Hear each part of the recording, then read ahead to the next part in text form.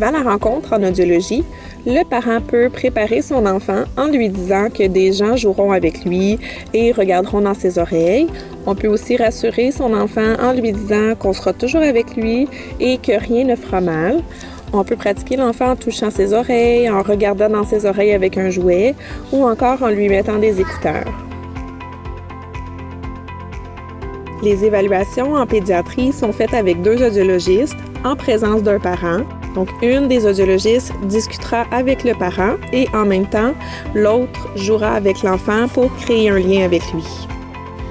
Avant de débuter les tests, l'audiologiste regardera dans les oreilles de l'enfant afin de s'assurer que ses conduits auditifs sont bien dégagés. On fera ensuite des tests automatiques. Donc, l'enfant devra être calme pour cette partie de l'évaluation. On lui mettra dans l'oreille une sonde qui ressemble à un écouteur pour mesurer la mobilité du tympan et des osselets, ainsi que le fonctionnement des cellules de l'oreille interne. On dit souvent à l'enfant que c'est comme si on prenait une photo de son oreille. On ira ensuite dans une cabine insonorisée.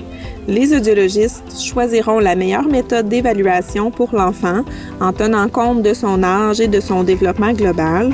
Une bonne collaboration et participation de l'enfant aide à obtenir des résultats complets.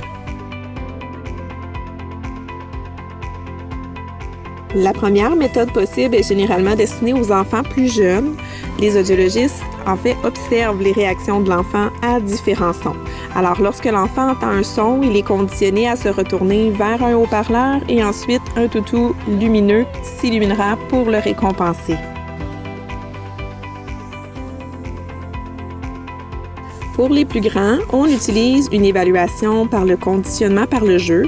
Donc, l'enfant pointe l'image du mot que l'audiologiste lui a dit. Par la suite, il jouera à écouter des sons. Donc, par exemple, il écoute un anneau et il le place sur un bâton quand il a entendu le son.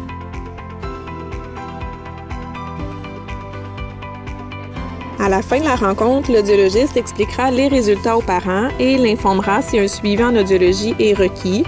Un rapport écrit sera rédigé par la suite et transmis aux personnes autorisées. Si l'évaluation est considérée incomplète pour diverses raisons, comme une collaboration limitée de l'enfant ou une congestion temporaire de ses oreilles, les audiologistes recommanderont de revoir l'enfant rapidement lors d'un prochain rendez-vous. Si nécessaire, une référence pourra être faite à un médecin ORL, un audioprothésiste, un orthophoniste ou encore à une équipe d'évaluation du développement global.